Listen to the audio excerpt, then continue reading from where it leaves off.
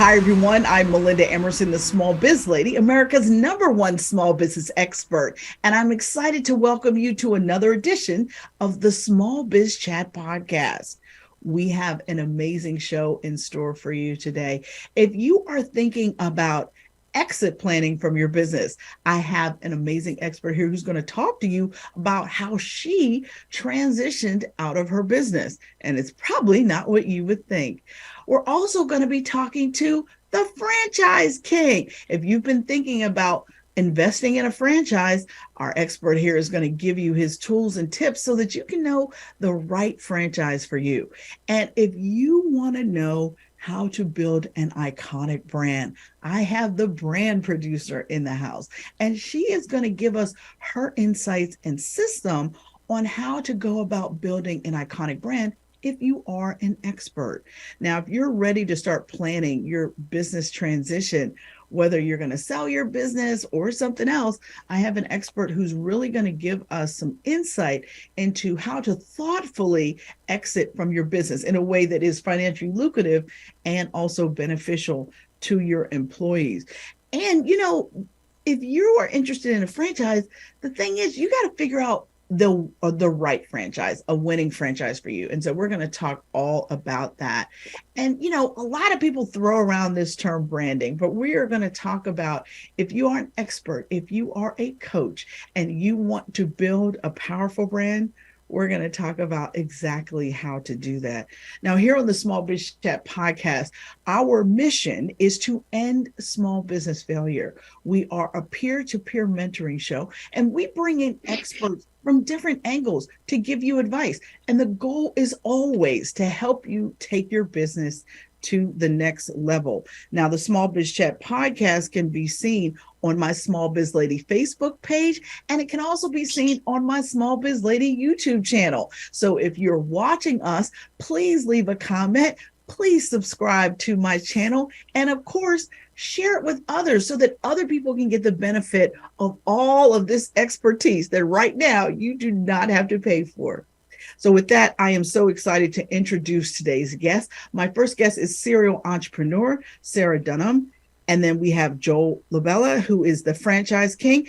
And we have Brandi Mitchell, who is here, and she's going to share her success secrets for building an iconic brand. So with that, it's time to introduce my first guest, Sarah Durham. And she is an entrepreneur and creative consultant with a passion for helping entrepreneurs. She founded Big Duck in 1994 to help nonprofits increase their visibility, raise money, and communicate more effectively. And now she serves on its boards of directors after selling the business to her employees in 2021. Sarah now provides coaching to entrepreneurs, nonprofit leaders, and women in leadership roles through her firm, Compton Durham. For more information, you can go to ComptonDurham.com. Sarah, welcome to the Small Biz Chat podcast. Hi, Melinda. Thanks for having me here. It's a pleasure. So tell us about your entrepreneurial journey. Like me, you started your business when you were pretty young. I did. And perhaps like a lot of your listeners, I started my business a little bit by accident. I was a creative freelancer, and I saw an opportunity to turn a couple of freelance clients into studio clients. And I began a business in the mid-90s. And for the first 5 or 6 years, I would say the business really ran me. And then I made a decision to try to kind of educate myself, kind of give myself an MBA, start to work with consultants, really go pro. And I grew the business over many years, and my job got smaller and smaller as I built a high performance team.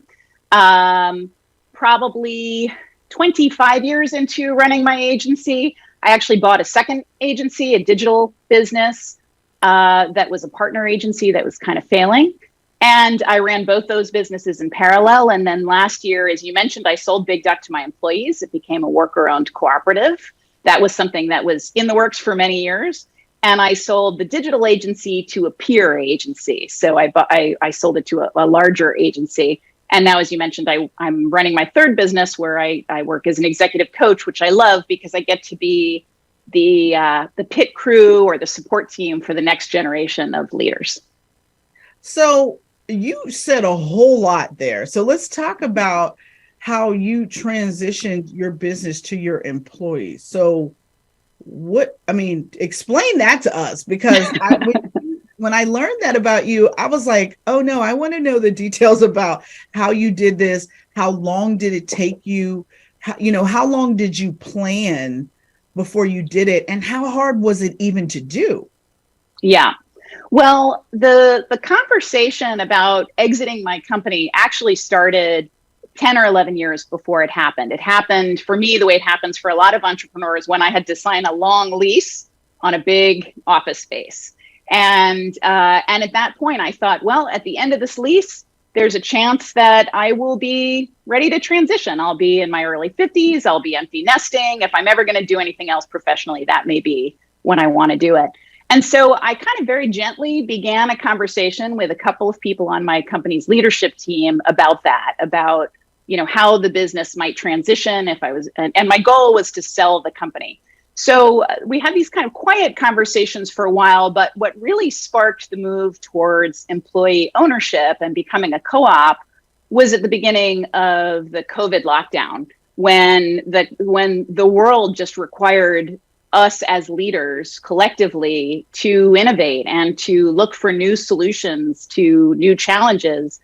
And what I saw on my team was an amazing group of people rising to that challenge, who had the mojo to solve the problems that the company needed solved in 2019, 2020.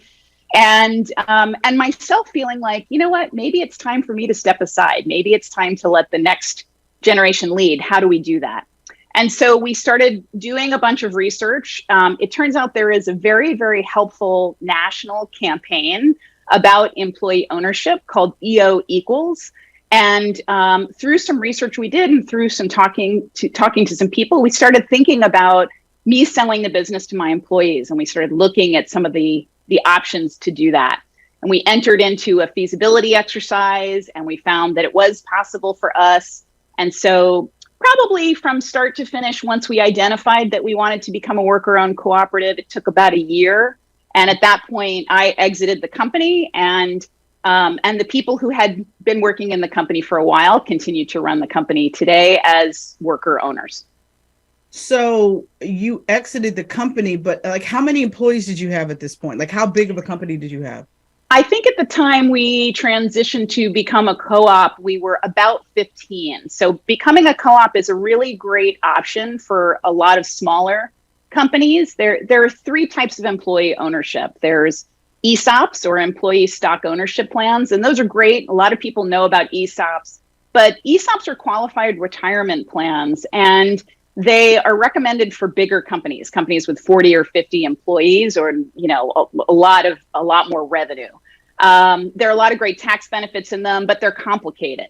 For smaller companies, worker-owned cooperatives are a great option because they're super flexible.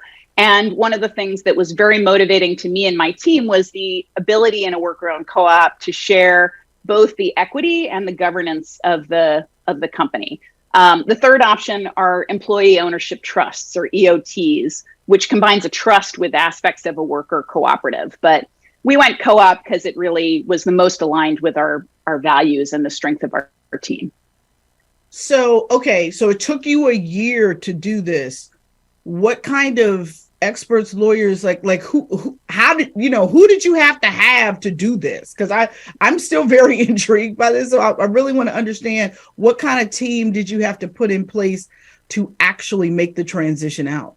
Yeah. So we were very lucky when we went through this, because we had an excellent consultant called the ICA Group who helped us navigate the process. They're a nonprofit, and they specialize in helping small businesses go through the feasibility and then the operational steps to become a worker-owned co-op.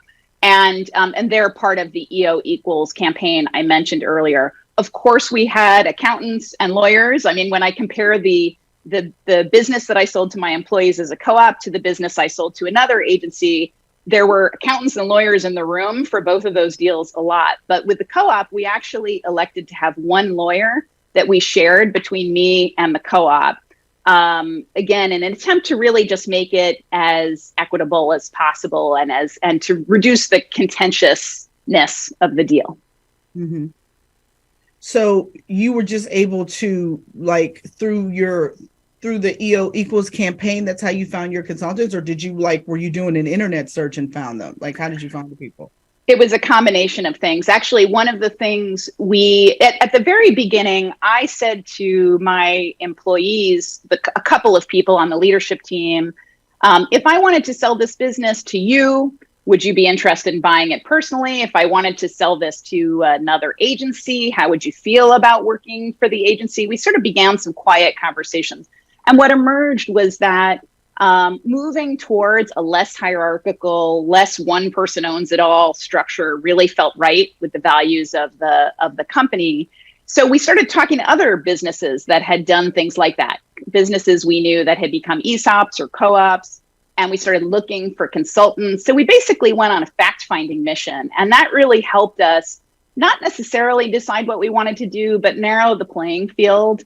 I mean, it's interesting. That part is very hard. And now in my work as a coach, I do a lot of coaching with entrepreneurs around understanding their options, because I think a lot of entrepreneurs really don't understand what's out there and don't understand the difference between what happens to your business if you sell it to a big agency or a big, or small competitor or your employees, et cetera. So that part is a little bit murky for a lot of people, but you just do your homework and hopefully you find the solution. But isn't it also the case that 8 out of 10 businesses might think they can sell and they can't because the business is still far too reliant on the owner of the business? Yes. I think that, I don't know if that's the exact number. It could well be. The vast majority of businesses are not saleable. I got a piece of advice from a consultant very early on in my business, which I found helpful. And it's something I try to instill in my work with the people I coach too, which is the idea of running and growing your business with the idea of it being saleable. That doesn't mean you will sell it. It means that you have the attributes that make it potentially saleable. And one of those attributes is certainly that it cannot be wholly reliant on one person. There are lots of other things that it needs to have, I think, to be saleable. But for me, that set forth, I mean, I made that decision, I don't know, 15, 20 years ago to try to run my business so that it could be saleable, because I figured that's an efficient, well-run business. And if I ended up just shutting the doors and walking away, it couldn't hurt. So I think it's a good practice. I think it is too. So what was hard about it, right? So you've talked glowingly about what happened in the end, but I need the deets, right? So tell me what was hard about transitioning out of this business that you had run for 25 years in this way? Yeah, well, I'm sure you and the people watching and listening to this can relate to the fact that, any business that you found and run for a long time, it's kind of like a child. You have ideas about what you want it to be or become. You may or may not be right about those ideas. It's got to go on its own journey. As we were transitioning to a place where I was separating from the business and we were kind of working out the details of the deal, I really had to practice letting go, not chiming in on decisions I used to chime in on, moving more towards a backseat coaching role, which I had kind of been doing for years, but I really had to stop being central to conversations in order to make space for my colleagues to practice, stepping into those decisions. The other thing that was, I think, very challenging in the last few months before we did the deal was that we did have to negotiate against each other to some extent. We had to iron out how we extracted me from the company, and it had been my company for 28 years. So there's a little tension in that. I think we navigated it well in the end. And then, of course, for the people who now own the business, the worker owners of the business, there was this kind of flying the plane, while you're rebuilding it from the inside out piece. Because as a co-op, the co-op has new values, new structures, new things it might want to innovate without me in the room. So maintaining the company and keeping what has been strong about it in the past, but still reinventing it, I think has been part of the challenge for the team in this first year. All right. So here's the last question before we go to break. Was transitioning to employee ownership lucrative, or did you take a big haircut to do it? I mean, how did you, was it financially a good, was it like a windfall? Like, did you feel like I did this for 28 years, I'm leaving and I got a big old purse full of money with me as I walk out I mean, like, how did it work? Yeah. So if you've ever structured a deal, there are lots of ways to value a company and there are lots of ways to structure a deal. I didn't take a haircut. The business was valued, and in any valuation, there's usually a range. And I sold the company to my employees for within that range.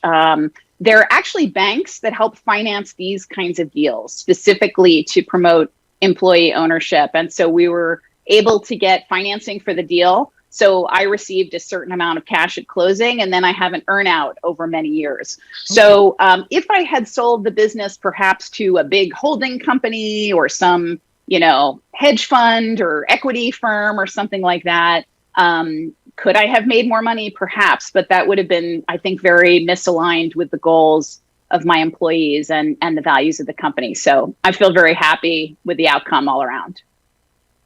Well, I think that's a good answer. All right, stay with us. We're going to talk more with Sarah Durham about how to exit a business and benefit your employees too. I'm Melinda Emerson, the Small Biz Lady. You're watching the Small Biz Chat podcast, and we will be right back.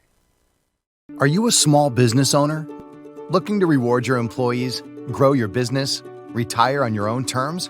If you answered yes to any of these, you should explore options in employee ownership. Employee ownership, or EO, gives workers an ownership stake in your business and unlocks countless opportunities that can take your business to the next level. For more information and to find an EO expert, visit employeeownershipequals.org.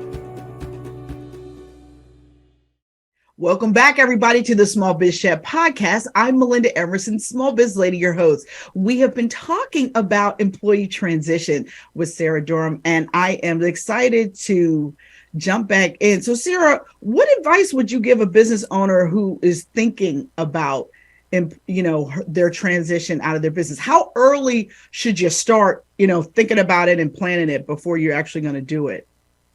I mean, ideally, I would follow Stephen Covey's advice. In his writing, he talks about beginning with the end in mind. And right now in my coaching, I have several clients who are new businesses, one that's a year old, one that's about 3 years old, where they're actually right now anticipating the way they want to exit so that they can build and grow their business for the eventual exit that they want. With that said, I think a lot of people, just make it through the day to day and think about exiting when they have a reason to think about exiting. Unfortunately, when the heat is turned on and you're feeling the pressure to exit, sometimes that's kind of late in the game to start to do the kinds of things you need to do to exit on your own terms. So my advice is start thinking about it as soon as you have the capacity to do so. So I know that you sold your first business to your employees, your other business you sold to another agency. What was that personal transition like for you? It's one thing for you to kind of transition out of the day to day, but what was it like the day after you woke up and you had given the keys to them, right? And you were like, okay, who am I today if I'm not up worrying about this business? I mean, like, did you go through I don't want to call it some kind of depression or something, but did you go through okay, what am I gonna, who am I if I'm not worried about this business every day? Did you go through that? I have to say, in all honesty, not for a minute. I've been very, very happy and very satisfied in the decision. And I actually did expect to go through some amount of grieving or transition. You hear a lot of stories about entrepreneurs who sell their businesses and then, buy them back or regret that decision. That has not been the case for me. And I think it's because I had for so long thought about exiting and had for so long thought about what are the sort of fundamental building blocks of a meaningful career for me. And I think one of the things we haven't talked about that was intrinsic to my decision, and I think is the reason I felt good, is that, I had, like you, nearly 3 decades of being the leader, the person at the head of the table. I was really ready to not be that anymore. I want to be the support for the next generation. And it just feels great to be able to do that now. Definitely. I can completely agree with you about that. So what would you say in all of this transitioning that you've done? What is the best advice anyone has ever given you in business? Not necessarily about your exit, but just in general. Like, what was just some really good advice somebody gave you that you realized, like, over all these years, you're like, that was excellent advice that someone gave me? I think a lot of people early in my career gave me the advice to really be myself and find my authentic voice as a leader, my own style as a leader. And I think those words made a lot of sense, but it wasn't until I actually I had that aha moment of like, oh, this is who I am as an entrepreneur. This is who I am as a boss. This is why I'm different from you or you or you or you, that I really started to feel empowered to run my business in a way that aligned more truly with my values, my goals in life, my identity. And that was really what the rocket fuel was. So, be yourself. That's the best you can be. How many years in did you finally get that self comfort to do that, though? I mean, probably 10 years in, 15 years in, took a while. I think that's a fair statement, because I can actually say the exact same thing. I think you start a business when you're in your 20s and you're like, I'm supposed to know everything. And then you finally get to the point where you're like, nobody could know everything. Why do I think that? Why did I put all that pressure on myself? So I definitely agree with you that you have to come full circle with your own confidence in yourself. And being confident enough to say, I don't know the answer, I think it is a really watershed moment for a lot of young entrepreneurs. Well, Sarah, I have enjoyed learning about you and your story so much. Do not go away. We're going to pull you back, but I just wanted to share that story because I think a lot of people don't think about exiting until maybe some real tragedy happens and they have to think about it in a very urgent way. And I think thinking about exiting from your business in a more thoughtful way earlier on, 3 years, 5 years ahead of time, is a much better way to do it. So thank you so much for the advice that you shared. And up next, we're going to be talking with the Franchise King about how to select a winning franchise for you. You're watching the Small Biz Chat podcast, and we will be right back. Hi, I'm Melinda Emerson, Small Biz Lady, and I want to welcome you to Small Biz Lady University. Our mission here is to end small business failure. So all of the courses here are about two things: how to become your own boss or how to make money online. So that's what we do here. So whether you want to learn about email marketing and sales funnels, or you're ready to get started with social media selling, or if you're really just getting started with e-commerce, you might want to jump into our How to Sell and Market Online course. Either way, if you want to learn how to become your own boss and do it well, I have everything you need here at smallbizladyuniversity.com. If you have any questions or have any technical problems getting signed up, just email us at support@melindaemerson.com. Take care.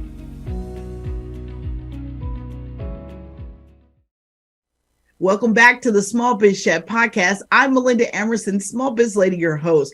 I hope you are watching us on my Small Biz Lady Facebook page or on our Small Biz Lady YouTube channel. Please make sure that you subscribe and share this show. We want to make sure that other people can get all of this sage advice so that they can take their small businesses to the next level. Now it is time for me to introduce my next guest. His name is Joel Libava. He is the Franchise King, and he is a franchise veteran with 20 plus years of experience.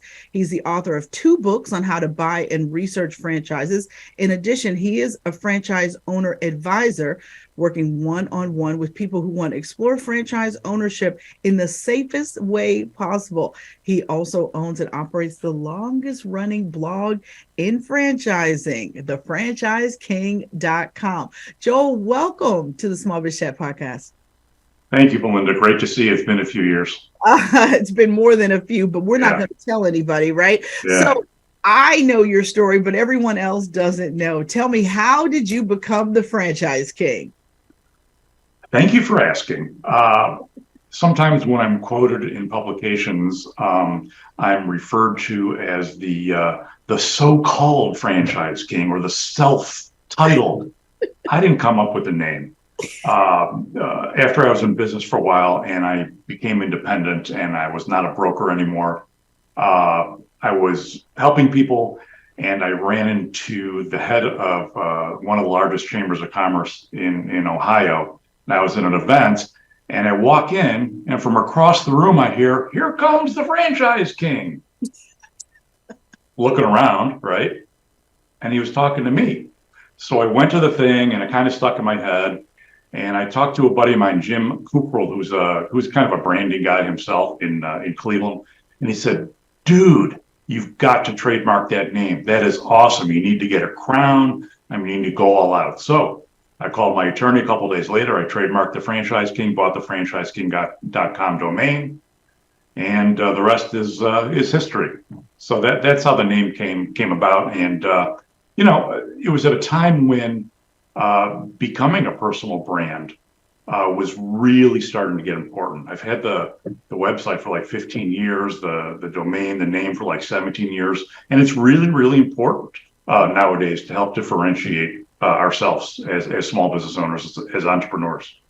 Oh, I know a little something about that too, as the small business lady and America's #1 small business expert. And I get asked the same thing. And I'm like, Google it if you want to know how long I've been called that. Anyway, so let's talk about franchising. I mean, how many franchise concepts are available nowadays in the marketplace?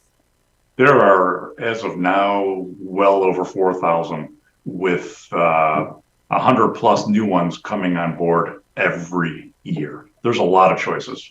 Wow. So what is the average buy-in cost? I mean, is that even a fair question to ask? Sure. I always tell people about 175,000 or so initial cost. That's about right. I mean, like a hotel franchise is 7 million, 10 million, $15 million. Mm-hmm. And maybe a service franchise or a consulting franchise is 100,000 or less. So it's a good range. $175,000, $200,000 is fair. So I know that you talk a lot about it being important to find the winning franchise. And what do you mean by that? I define winning not only as a business you can make a really nice living at, but winning when it comes to getting support from the franchisor. That's what you're paying for. That's part of what you're paying for every month in a royalty payment. That it's an ethical franchise, that the CEO and the executive team, they get it. They really try to do the right thing all the time with their brand and their reputation. And that other franchisees are similar to you. It's really important to kind of be in the right culture. So that's what I call a winning franchise. And it needs to be a win-win for both. For the franchisor, who came up with the concept, who's the true entrepreneur, and the franchisee, the person who has purchased the concept and is using the business system to his or her advantage, to leverage it to make money. Now, I have often heard people say that if you wanted to buy a food franchise, which is that you have to have the capacity to buy 3, like they won't even sell 1 anymore, that you have to have the capacity to buy 3. Is that the case? And if so, what does that look like in terms of your liquidity? Like, do you have to have, be 2 million liquid? Like, how do you even approach something like that if you wanted to buy a, Cordoba grill or something, one of these big popular food franchises? Right. I'm working with a franchisor right now. I'm just doing some content marketing, some writing for them. It's called Twin Peaks, and it's like a lodge, it's like a sports bar kind of lodge. And it's quite expensive. It's a big building, and they do encourage you to buy more than one. They want multi-unit owners, but not all at once. Okay. So if you're going to look at a full service restaurant that costs in that $750 million range, first of all, you need to have over $1 million net worth. Liquidity, a couple $100,000, I would say minimum. But that's a big concept. That's a big franchise. But for like a commercial cleaning or let's say a residential cleaning franchise, the entire initial investment might be $140,000 or $150,000. So if you have a net worth of $700,000, and you can come up with 50 or 75,000 of your own before going, getting a small business loan, you should be fine.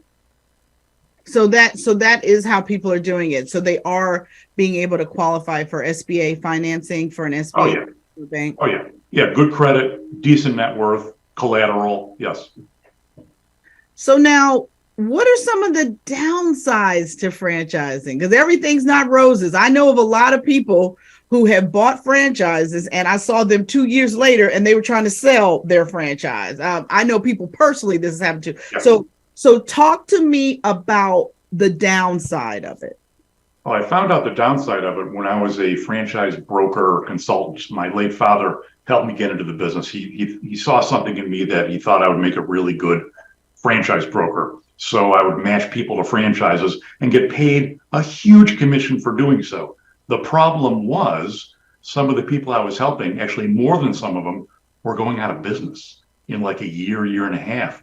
And the guilt set in. And that's why I left brokerage. That's why I don't do that anymore. I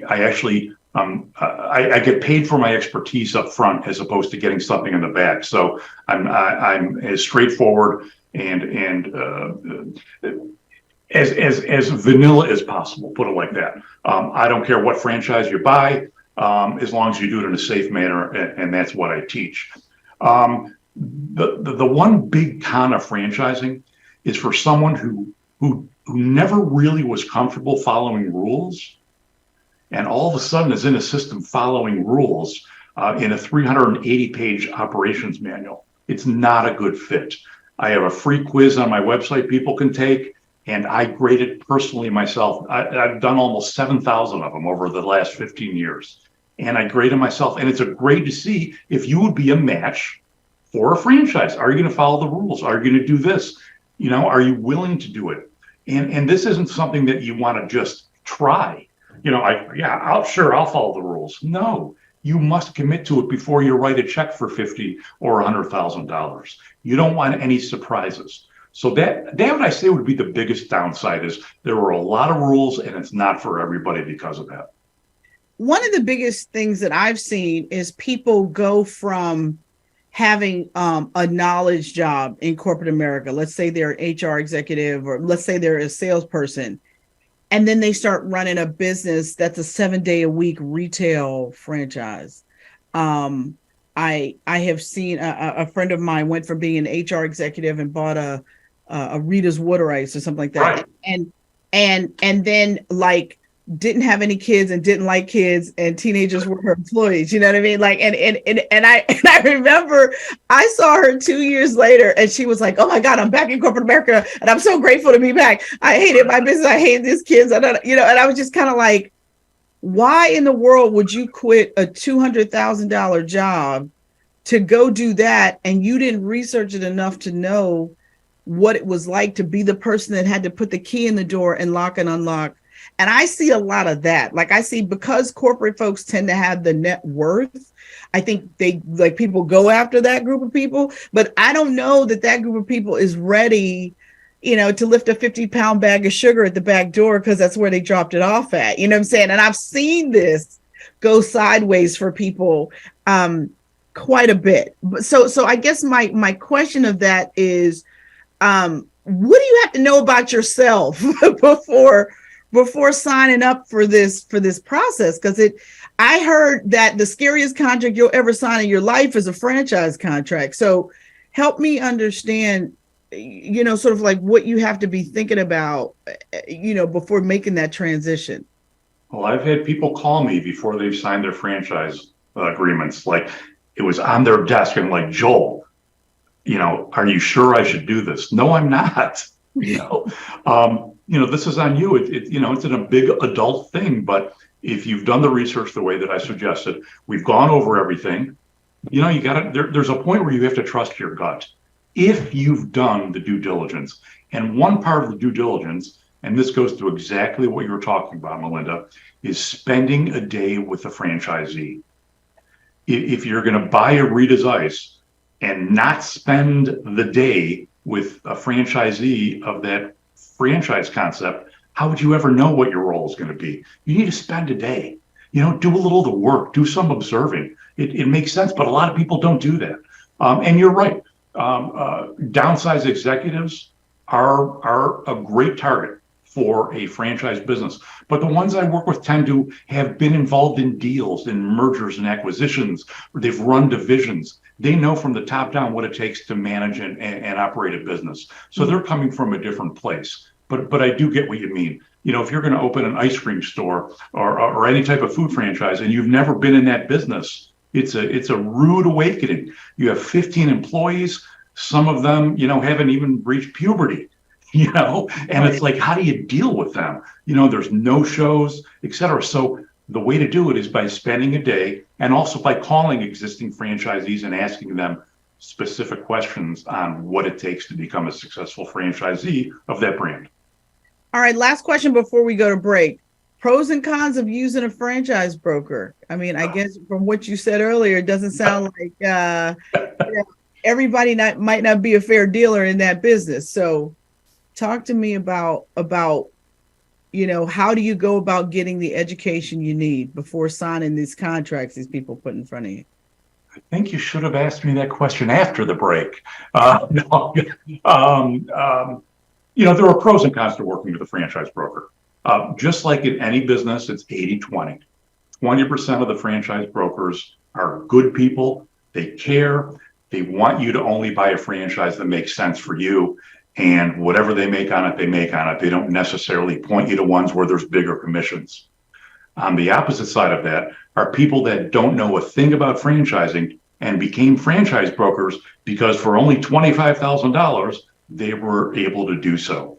And they're spending money buying leads every month, and all of a sudden they're in this thing for $50,000 or $75,000, and they're just trying to sell a franchise. So they're throwing stuff against the wall, hoping that this one person will buy a franchise so that they can make some of their money back. So it's 80-20 like anything. If you're going to use a broker, this isn't tough, folks. Put the broker's name in Google. See what comes up. Put their name in Google, followed by the word fraud, lawsuit. See if there's any baggage. It's real simple. And interview them like you would anyone else. That's great advice. When we come back, we're going to talk about why franchises fail. I'm Melinda Emerson. You're watching the SmallBizChat podcast. We'll be right back. Are you a small business owner looking to reward your employees, grow your business, retire on your own terms? If you answered yes to any of these, you should explore options in employee ownership. Employee ownership, or EO, gives workers an ownership stake in your business and unlocks countless opportunities that can take your business to the next level. For more information and to find an EO expert, visit employeeownershipequals.org. Welcome back to the SmallBizChat podcast. I'm so excited to speak with my guest, the franchise king, Joe Libava. Joe, tell me, why do franchises fail? Is it location? Is it not following the people's system? What is it? Because I've definitely seen it happen. It's usually not one thing, Melinda. It may be the location. Sometimes a franchisee will say, I know the perfect location for this business. So somehow he or she convinces the franchisor or the real estate department at franchise headquarters that this is the location. So they open it and it is like, what happened? Where's all the traffic? Research needs to be done. And a franchisor with a real legitimate real estate department will only go for the best locations and will disagree with the franchisee, because when it comes to location, both parties need to approve of it. So location is one reason why franchisees fail. The biggest reason, not enough money. They're not thinking ahead of, not only do they need expenses to run the business, but all of a sudden, since they're not working in corporate America anymore, they need money to run their living expenses. If their spouse or partner isn't working, it's real tough to run both. So that has to be talked about in advance. So I would say the money part, not having enough money to go through that first really difficult year. And second, it can be location. A poor location can sink a franchise business fast. Now, I know one of the things that you teach people is they need to look for an easy to implement system. Okay, what do you mean by that? Because that can mean anything to me. Think about how many technology businesses could become franchises. Not many, because technology is always evolving. It's complicated. Some of it is really hard to explain to the end user. That's not the kind of business you want. You want something that is simple to implement, where there's a system in place where you don't have to explain to the market what your product or service does, because they kind of know already. Yours just needs to be better or more different than anything. Simple is best. How can a franchise provide a fairly predictable path to profitability? Do they really disclose all the information that you need to know for that to happen? One of the most frustrating parts for would-be franchise owners is to find out how much they're going to make. I teach that. But the way to do it is really not to talk to franchise headquarters, because they can only disclose so much. You need to talk to the existing franchisees who already are working the business, they're living the business, and if you ask the right way, they will tell you how long it took to get to break even and how much money they're making on average. You just have to ask the right way. In other words, don't make it your first or second question. Warm up a little bit. I love it. I love it. All right. And what is the best advice you can give somebody thinking about wanting to buy a franchise business? The best advice is, when you're doing your research and when you're searching for that perfect franchise, steady and slow. Slow and steady. Don't make a quick decision. It might take a month and a half, 2 months, 3 months to go through the entire process. It's okay. It's not a race. I love it. Thank you so much, Joel, for being here with me on the Small Biz Chat podcast. Next, we're going to be talking with a renowned branding expert about how to build an iconic brand. You're watching the Small Biz Chat podcast. Stay with us. Are you ready to become a boss?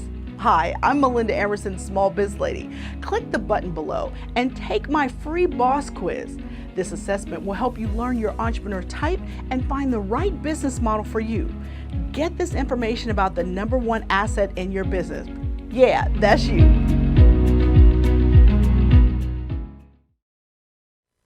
Hey, everybody, we're back here on the Small Biz Chat podcast. I am so excited to speak with my guest. Her name is Brandi Mitchell, and she is known as the brand producer for her creative ability to fuse entertainment, marketing, inspiration, and storytelling into a bankable brand. As president of KORIS Media, she is the secret sauce that the nation's top 2% of experts, entrepreneurs, consultants, and coaches choose when they're looking to build an iconic brand, up-level their positioning, and build powerful packaging that elevates their visibility. She is the founder of the Producer-Owned Brand Method, a 4-time author and filmmaker. For more information, you can head over to brandimitchell.com. Brandi, welcome to the Small Biz Chat podcast. Thank you for having me. Oh my gosh, I've known you for forever, but other people don't know you. So I want to hear your backstory. How did you get started in business? So I started off, I spent about 22 years as a celebrity makeup and hair artist. And my job was to groom and protect the visual brands of, the top actors and singers and performers.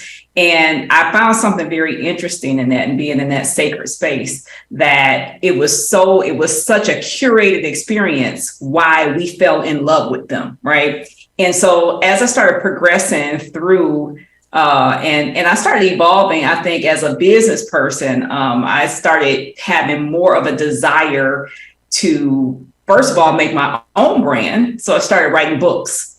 And in the process of doing that, I entered into the personal development space. My son at the time was young and traveling and touring. And even though Beyonce was beautiful, that whole tour life did not match up with my young son at the time. So I transitioned into personal development, and I started taking people who I call them my everyday celebrities. I would take the nation's top speakers and consultants, and I would make them the celebrity of their industry, meaning that I would help them have a very, resolute, cohesive brand. So it started off with the, visual branding, and it morphed into, okay, well, what else do they need? Because in the process, what I was doing was I was producing photo shoots, I was facilitating their websites, and I was doing all these things that started becoming this kind of 360-degree producing experience, which is how I started being named the brand producer, because that was the closest thing that I could say that I was doing. I was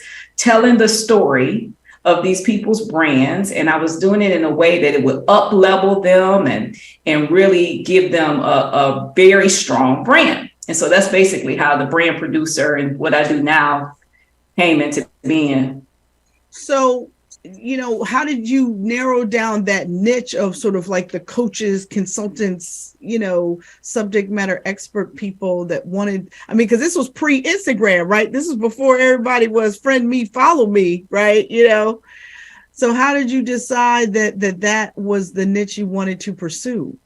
It's interesting because I didn't really go out. I didn't seek it out. What happened was I wrote a book, and I had self-published the book. And I was working with talent on this show. They were all the subject matter experts, right? And they were like kind of giving me this coaching on what I had to do to really kind of shine, seeing that I was publishing it myself. So I kind of made my way into that industry. And when I came into that industry, interesting enough, the title of the book was about blended families, right? So it had nothing to do with beauty. When I got into speaking, however, people kept going back over to the whole image and beauty, like they would not let go of it. So I thought, okay, why don't I just kind of combine the two worlds together? And I wish I could say it was a strategic plan. It wasn't. But it was about, I saw myself entering that world. And once I got into that world, I realized like we are the people that have to represent our brand 24/7. And who else would be the better, customer and client than to people who have to support, represent their own businesses. So it kind of was this thing. I really honestly fell into this world. And now I'm so excited because I just believe that there are so many talented people that sometimes get passed over because they're not packaged and positioned properly. So that's my passion. And that is a beautiful segue into my next question, because I wanted to ask you, what is the number one tip you would give to someone who is an expert but wants to elevate to an iconic brand? What's the first thing they need to do? The first thing they need to do is I always take inventory. I do it for myself personally, and I'll only teach what I do, right? And so I always take this inventory and I look to see, am I playing as big as I possibly can? And what does that mean? I do a self-assessment, which usually is like a whole thing within itself. It's the visual. Am I representing myself the best at the highest level inside of my industry? Whoever is at the top of their game in that industry, I usually look and do my research. And then I say, well, how do you compare inside of that? What's different about you? I take inventory and stock, of the client's expertise. Okay, are you properly talking about all the things that you've done? Are you really showing your genius? And then position them at the highest level possible.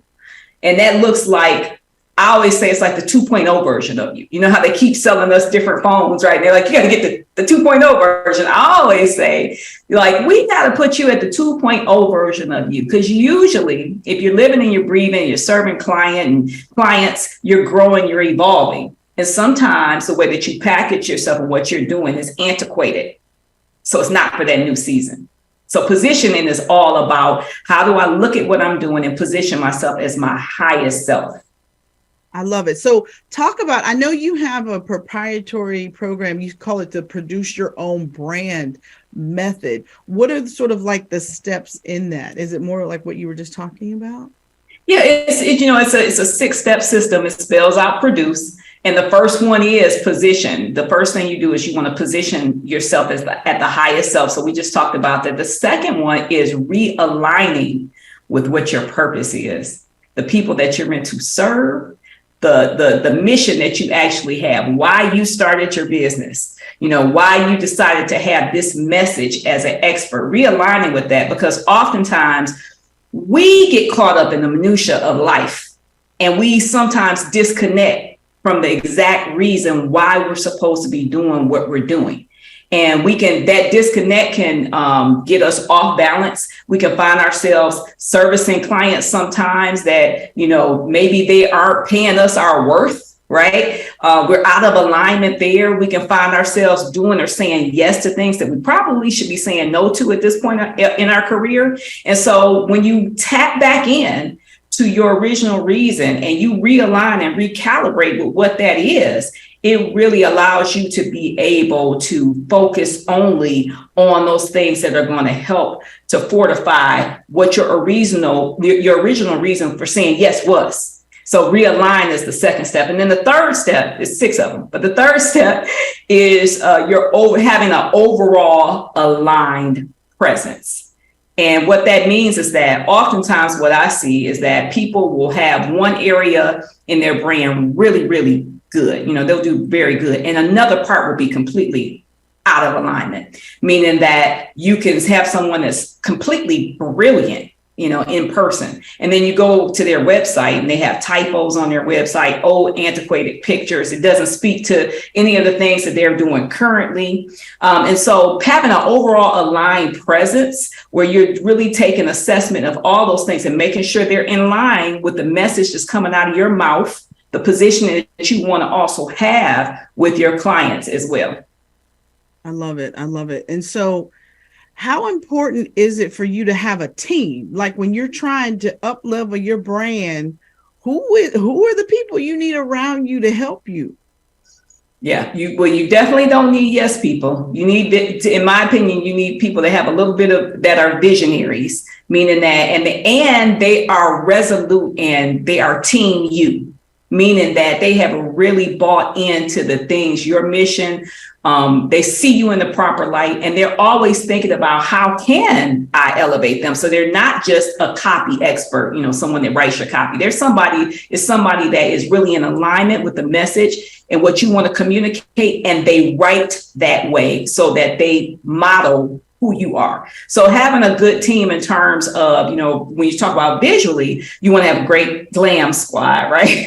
You want to have people that keep you on point. Whether it's your wardrobe, it's your makeup, your hair, your skincare, your nutrition, all those things, because as business owners, we have to feel good inside of our body in order to be able to serve humanity, right? And then you also want to have other people, depending on your business, you want to have other team members that help to assist to push your brand forward. I always say have a few visionary people who can think out the box and see steps ahead of you to be able to say, hey, have you thought about trying this? Or what about pushing your business in this particular direction? So having a team of people who aren't all yes people, but they're visionary thinkers, I think that's very important too.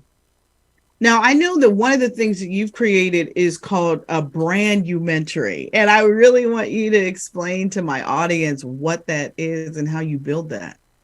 Absolutely. So Brandi is telling the story of your brand in documentary format. I am a documentary filmmaker as well. And when I did my first documentary, I just saw the amount of transformation that happened within 90 minutes. It was remarkable, the things that happened within that 90 minutes. And so I said, wow, what if you could create documentaries based on people's brands that help to tell their story? Because people are going to buy, they're going to connect with you based on your story. They respect you based on your journey. If you can do that in a way that you really connect with them, then when you go to make an offer or you ask them to join your community, it's pretty much a done deal because they have already identified, followed you, they know you, they trust you, they like you. So Brandi has been masterfully done. It's a proprietary system that I create, and I also teach to show people how to capture the essence of all of their life stories and turn them into different acts so that they are able to connect to their audience. And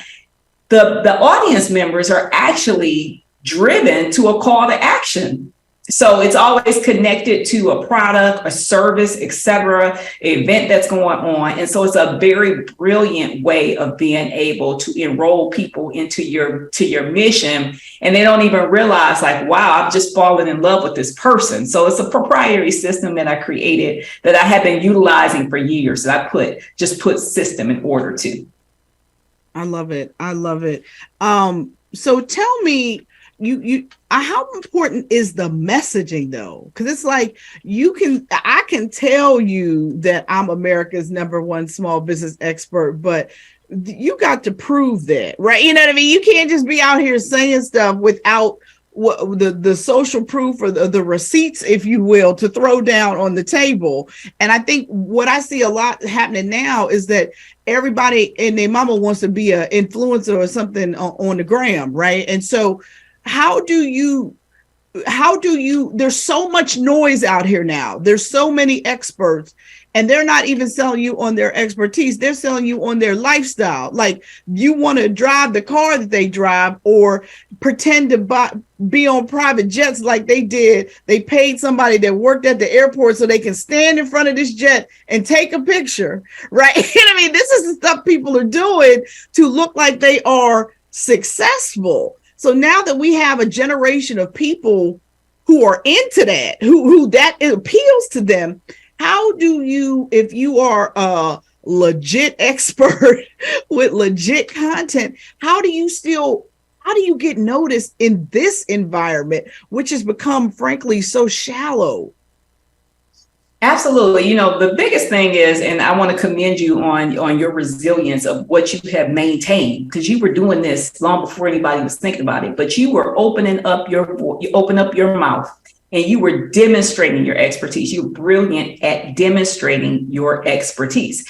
And so what happens is that one of my missions is to take the voices that have all of the knowledge and usher them into this age where they're having more conversations. Because what happens is, just like reality TV, people tune into reality TV because they're watching the show. They get to know these people. These people become celebrities to them. So the goal for me is to take these people who have all this brilliant talent and make them talk more.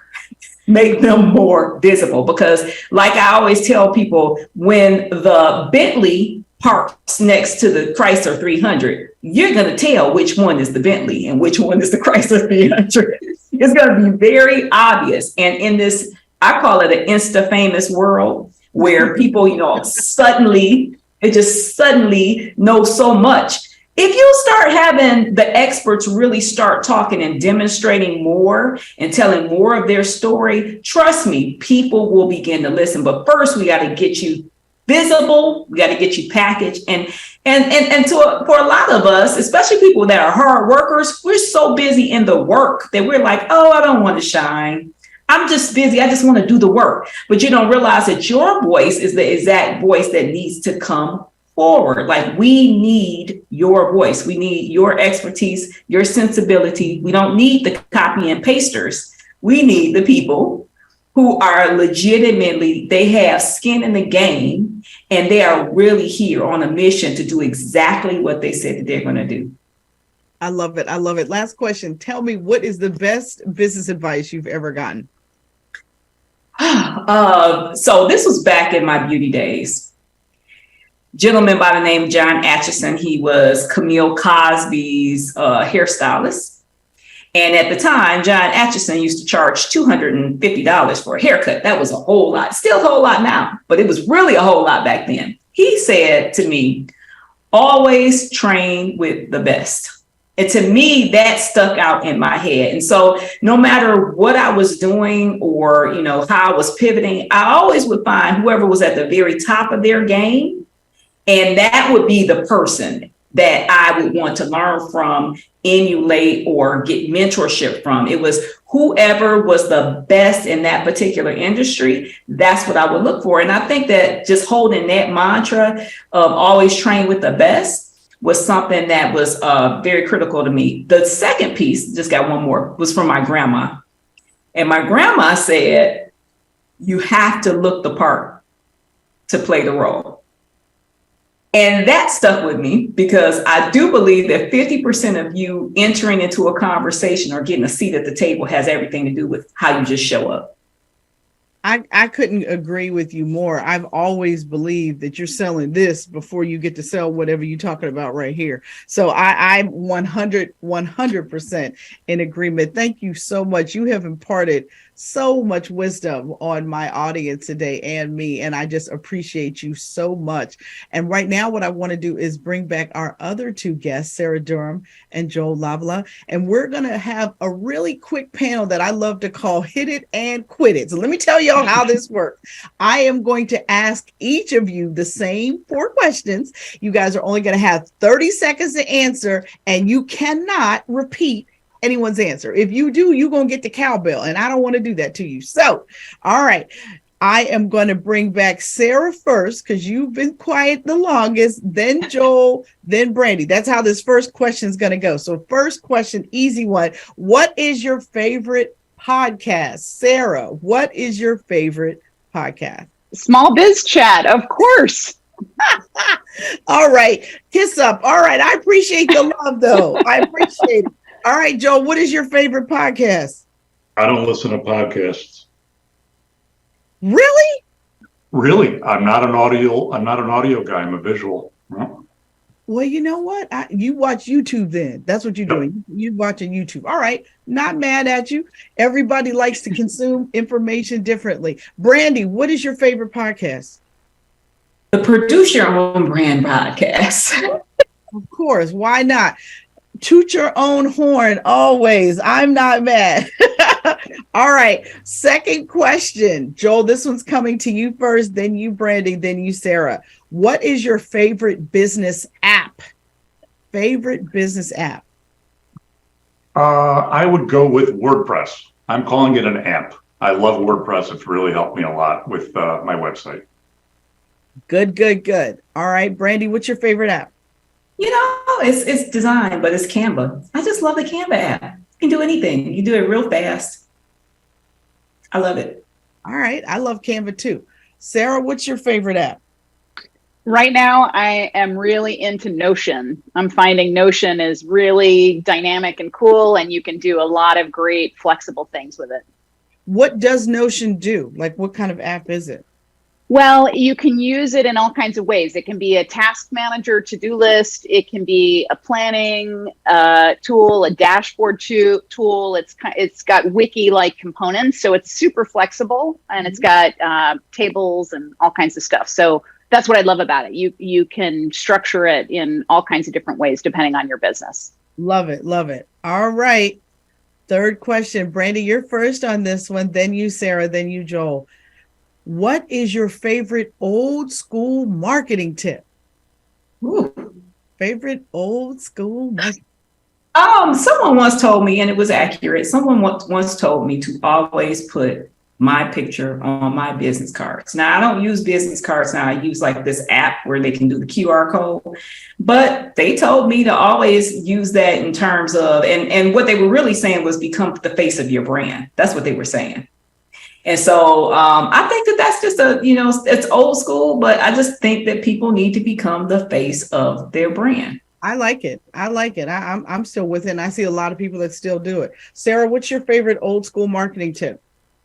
For me, it's about building authentic relationships, never trying to sell. If you and I are talking about something, if you're interested in a service that I provide or something like that, the minute I'm selling you, it's not good. When we're having a conversation and we're exploring what you're looking for, and I'm telling you honestly whether or not that's something I do, and I'm in a position to maybe help you find somebody who might be better at that thing than I might be. I think that's the best kind of marketing you can do because you're building a relationship as a trusted advisor, and doesn't smell like sales. It's just a real relationship. Yes, helping and not selling. All right, Joel, what's your favorite old school marketing tip?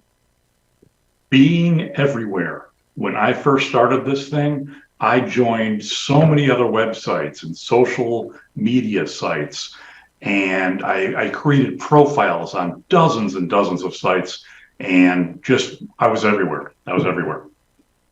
Love it. All right, last question. I'm coming back to you, Sarah, first, then you, Joel, and I'm going to end with you, Brandi. What is your favorite business book you've ever read? I love business books so much. I could go on forever about that. My favorite one ever. That is a toughie. I might have to go with Traction by Gino Wickman, but that's like asking me to choose which of my kids is my favorite. Traction's a really good book. I agree. All right, Joel, favorite business book? I don't know the author's name, but I have the book around here somewhere. It's called Killing Giants. And it's how to compete with the big boys and the big girls when you're a one person show or a very small firm. It's a great book. Love it. All right, Brandi, what's your favorite business book? Way too many to name, but the last one I read that was really impactful to me was Sam Walton's story, Made in America. I found that to be like extremely motivating, how he built the Walmart franchise brick by brick, and his way of still being able to maintain family inside of it and leave a legacy for his children. So, yeah. I love it. Well, my favorite business book, I have many, like you, Sarah. I'm like a junkie. Like if my house was ever on fire, I'd be like, save my son. And then somebody please save my books. I love this book called Disrupt You by Jay Samit, because what I love about it is he says, in order to disrupt the world, you have to start by disrupting yourself. And that is one of my very, very, very favorite books. I just wanted to thank all of you for being here today. This has been an amazing show. Thank you to my guest, executive coach Sarah Durham. Check out her website, ComptonDurham.com. Thank you to the franchise king, Joel Lovelove.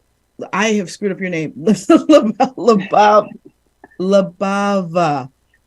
He's got a great website, thefranchiseking.com. And thank you to Brandi Mitchell, known as the brand producer. For more information, head over to brandimitchell.com. And thank you all for joining me for this episode of the Small Biz Chat podcast. If you're working on your digital marketing skills, be sure to check out Small Biz Lady University for the month of November. All of my online marketing courses are 50% off. All you have to do is use my code SBL50 and all of my courses are 50% off. And I never do this, so y'all better get on it, okay? Now, the mission of the Small Biz Chat podcast is to end small business failure. I'm Melinda Emerson, your host, and I will leave you with this. You never lose in business. Either you win or you learn. God bless everybody.